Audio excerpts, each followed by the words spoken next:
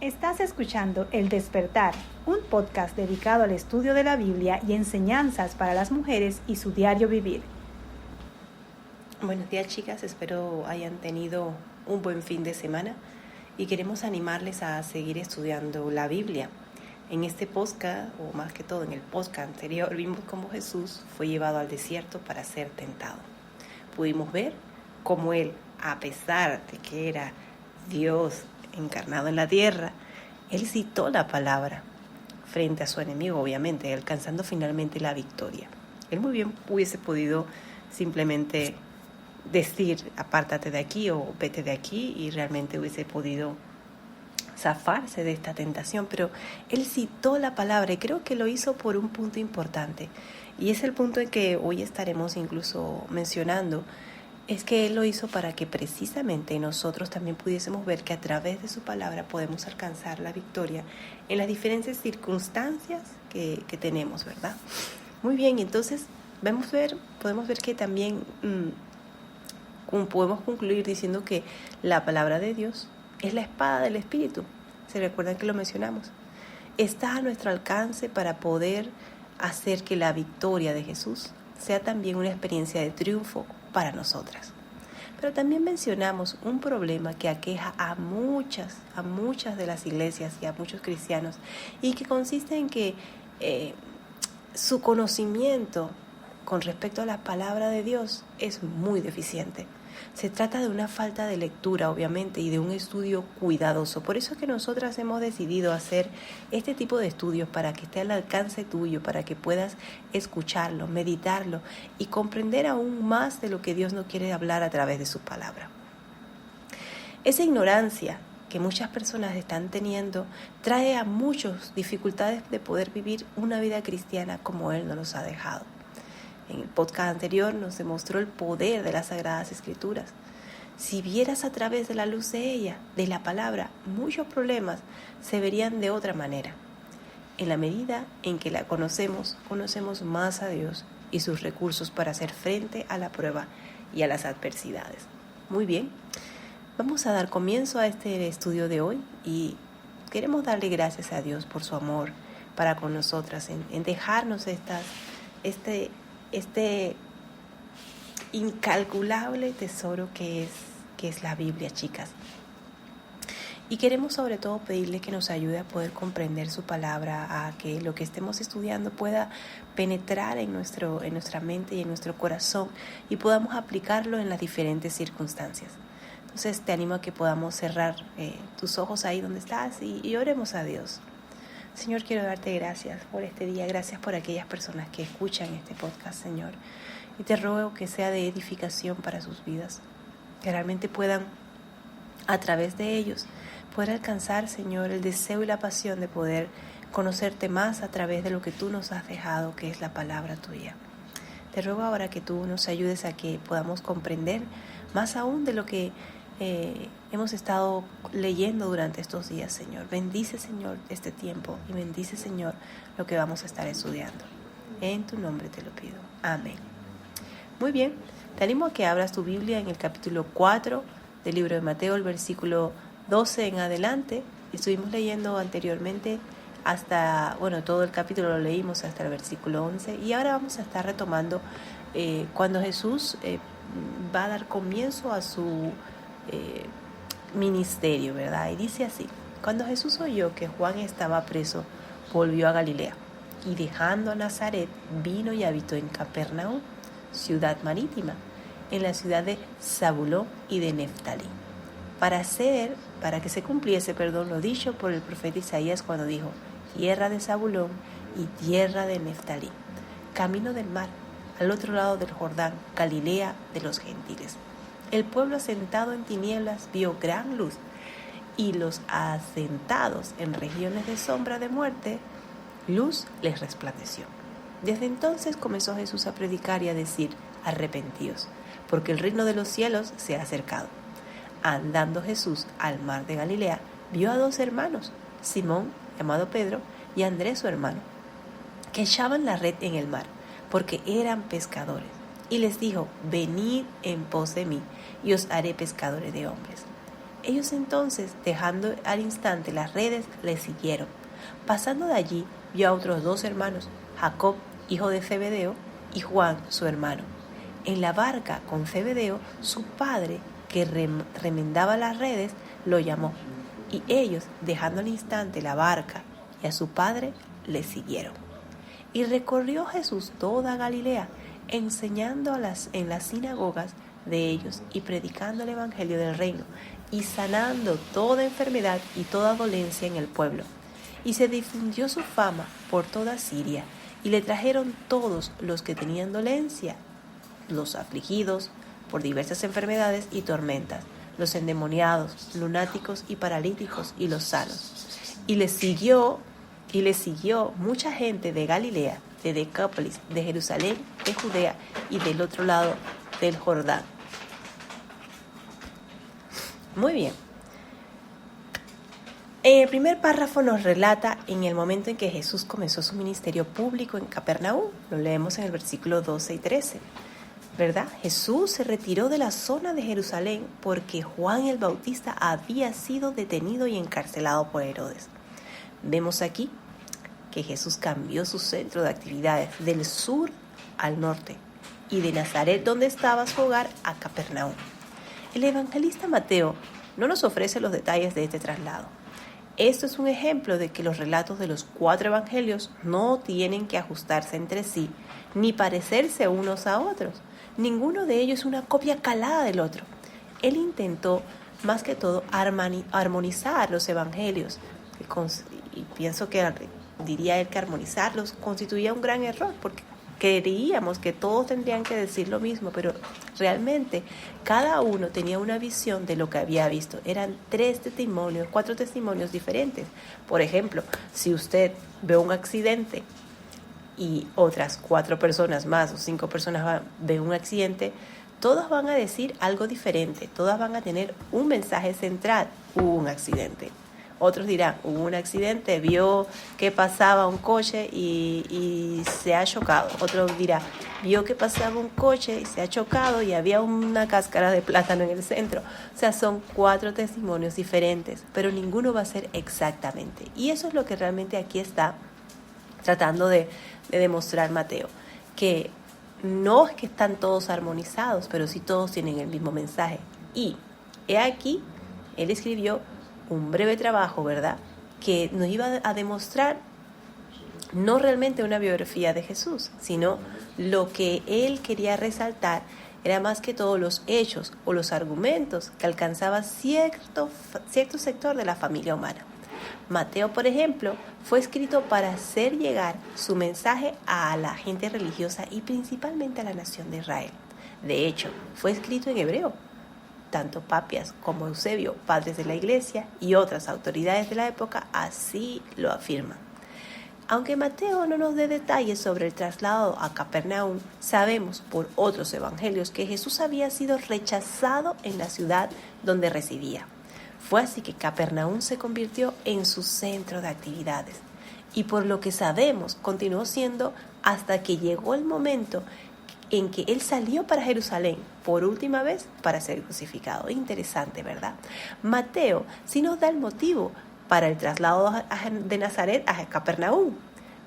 Los otros evangelios no nos explican ese detalle, pero en Mateo sí está registrado para demostrarnos que todo lo que Jesús hizo, él estaba actuando en cumplimiento con las profecías del Antiguo Testamento. Continuemos leyendo en el versículo 14 y 16, dice, para que se cumpliese, que es lo que les acabo de decir, todo lo dicho por medio del profeta Isaías, cuando dijo, tierra de Zabulón y tierra de Neftalí, camino del mar, al otro lado del Jordán, Galilea de los gentiles, el pueblo asentado en tinieblas vio gran luz. Encontramos esta profecía en el libro de Isaías 9, del 1 a 2, y el 42, del 6 al 7. No ocuparemos el tiempo considerando el trasfondo de esta zona llamada Galilea de los gentiles, pero si deseas hacer un estudio más detallado, te resultará muy provechoso conocer las condiciones de la región en el periodo en que Jesús estuvo allí. Recordemos que él también había pasado su niñez en esta zona, que fue llamada el país de los gentiles, porque habían recibido inmigrantes de otras provincias y del Imperio Romano.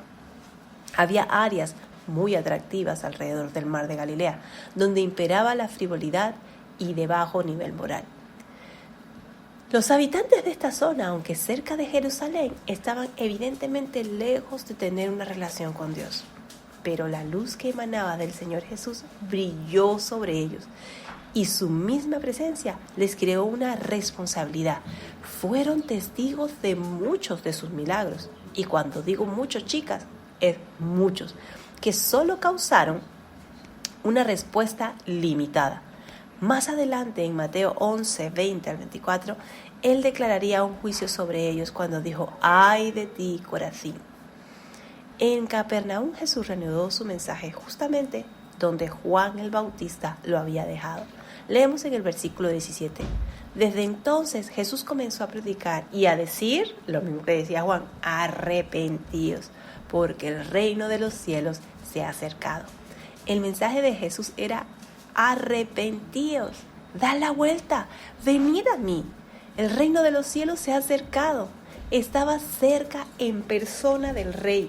Por supuesto, ellos no podrían haber tenido el reino de los cielos sin Él. Como se ha mencionado anteriormente, el reino de los cielos es el gobierno de los cielos sobre la tierra. Cuánto anhelo y deseo nuevamente que el Señor venga y gobierne sobre la tierra. Ese reino es el que el Señor Jesús traerá al mundo un día futuro. Esta es la esperanza de Israel como pueblo terrenal y fue la esperanza de los que vivieron en la época del Antiguo Testamento. En contraste de la iglesia, tenía una esperanza celestial. Muy bien, veamos el siguiente párrafo. Jesús comenzó a llamar a sus discípulos. Y andando junto al mar de Galilea, vio a 2 hermanos, Simón, llamado Pedro, y Andrés su hermano, echando una red al mar, porque eran pescadores. Y les dijo: seguidme, y os haré pescadores de hombres. En el relato de los evangelios, el Señor hace al menos 3 llamados a aquellos hombres, o quizás sería más exacto decir que se llevaron a cabo 3 encuentros entre Cristo y ellos. El primer encuentro tuvo lugar en Jerusalén, según quedó registrado en el Evangelio de Juan, 1:35 al 42.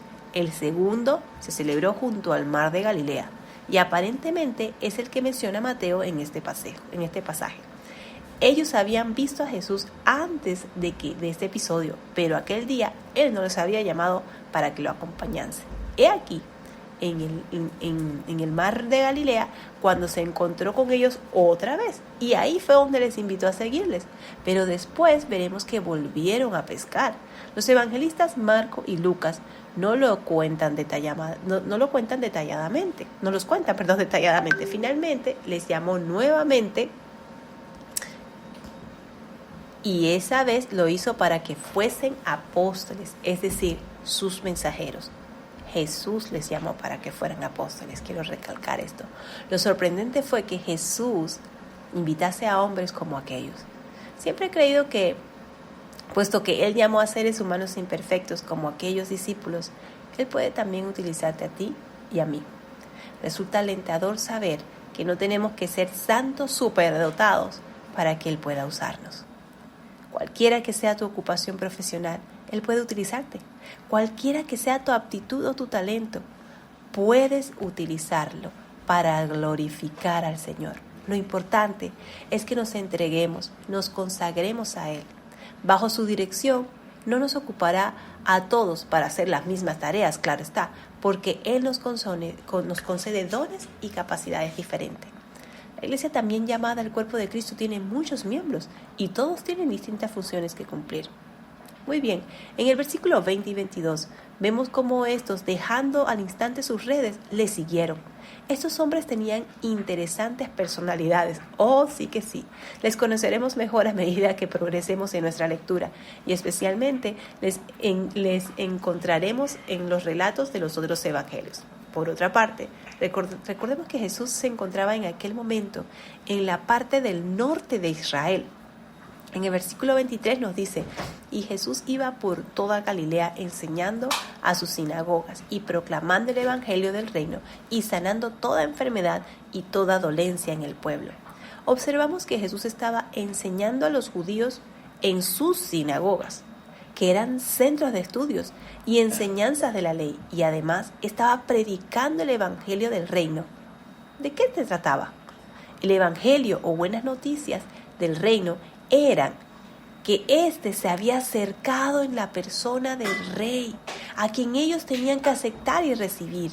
Además, él estaba sanando sus enfermedades físicas. Podemos afirmar que miles de personas de aquella época fueron sanadas por Jesús. Y Mateo, de manera especial, nos informa al respecto. Si observamos cuidadosamente el texto, veremos que no se trataba de unos pocos o casos aislados, sino miles de personas las que fueron sanadas. Este es el motivo por el que los enemigos de Jesús nunca pusieron en duda sus milagros. Por cierto, había demasiados testigos por todas partes. Leemos en los versículos 24 y 25 que dice: y se extendió su fama por toda Siria, y atraía a él todos los que estaban enfermos, afectados con diversas enfermedades y dolores, endemoniados, epilépticos y paralíticos, y él los sanaba. Y le siguieron grandes multitudes. Yo no creo que cuando diga grande hayan sido 5 pelagatos, no, grandes multitudes de Galilea, Decápolis, Jerusalén y Judea, y del otro lado del Jordán. Observamos que le seguían grandes multitudes. Decápolis era un distrito que incluía 10 ciudades de la parte noreste de Galilea, al este del río Jordán. También vino a Jesús gente de Jerusalén y de Judea, la sección situada más al sur de Palestina y del más allá del Jordán, lo que implicaba que las personas tuvieron que recorrer una gran distancia para ver a Jesús, que estaba predicando allí en el norte de Palestina. Qué precioso, solamente imaginarme de que mi amado Jesús estuvo allí, en el norte de Palestina, donde actualmente hay tanta guerra. Él predicó allí de su amor. Él predicó allí para que se acercaran y obtuvieran salvación. Al estudiar el Evangelio según Mateo, debería recordarse que el escritor no está intentando ofrecernos un registro cronológico de la vida de Cristo. Es un evangelio. En su evangelio él presenta a Jesús como el Rey. Sí, el Rey de Reyes. Y sigue un modelo que consiste en un movimiento concebido para presentar al Rey a sus demandas ante la nación de Israel. Es importante observar esto porque si perdemos de vista esta dinámica de la acción del Evangelio de Mateo, no captaremos el propósito del autor. Muy bien, quiero que echemos una mirada atrás, al principio de nuestro estudio del día de hoy, ensalzando con nuestro estudio anterior y comenzando a enfatizar el valor y el poder y el tremendo alcance de la acción de las Sagradas Escrituras en la vida y circunstancias de los cristianos. Nada más hace 2 días creo conversaba con unos amigos y con mi esposo. Si tú supieras cuánta sangre hay detrás de esa Biblia que tú tienes en tus manos, para que tú puedas hoy tener alcance a ella y leerla y echar más que todo manos sobre todas esas promesas. Si tú supieras todo lo que padecieron y cuánta gente murió para que tú pudieras hoy tener alcance a la Biblia. Hoy no solamente la tenemos en papeles, sino que la tenemos en muchos idiomas y también la tenemos al alcance de nuestros móviles, al alcance de un clic en el internet. Tienes alcance a las Sagradas Escrituras. A veces queremos cambiar ciertas situaciones personales y condiciones negativas a nuestro alrededor, enfrentando los factores adversos de nuestras propias ideas y esfuerzos, pasando más bien por alto que primero tenemos que cambiar nosotros mismos. Y yo te hago la pregunta, ¿podemos realmente cambiarnos a nosotras mismas? ¿Crees tú que tú puedes cambiarte a ti misma? Creo oportuno despedirnos citando un mensaje bíblico que sencilla pero elocuentemente describe a la llamada espada del Espíritu, es decir, la palabra de Dios, que se encuentra en las cartas de Hebreos 4:12, que dice así: porque la palabra de Dios tiene vida y poder, es más aguda que cualquier espada de 2 filos, y penetra hasta lo profundo del alma y del espíritu, hasta lo más íntimo de la persona, y somete a juicio los pensamientos y las intenciones del corazón. Querida amiga, tienes acceso a esa espada. Tienes acceso a esa palabra que es preciosa, que penetra todo, penetra tu alma, tu espíritu y hasta lo más infinito de tu ser. Ella te ayudará a tener un buen juicio, buenos pensamientos y también te ayudará a ver las intenciones de tu corazón cuando no son las correctas. Yo te animo a que tú eches mano de este recurso tan poderoso que tienes a tu alcance y puedas en ella realmente meterte, compenetrarte, hacerte de ella y poder así alcanzar el conocimiento que tú tanto estás anhelando. Y podrás conocer también a Dios tal cual como Él desea que le conozcamos. Nos vemos mañana en el siguiente capítulo del libro de Mateo, uno de mis favoritos, las bienaventuranzas. Hasta mañana.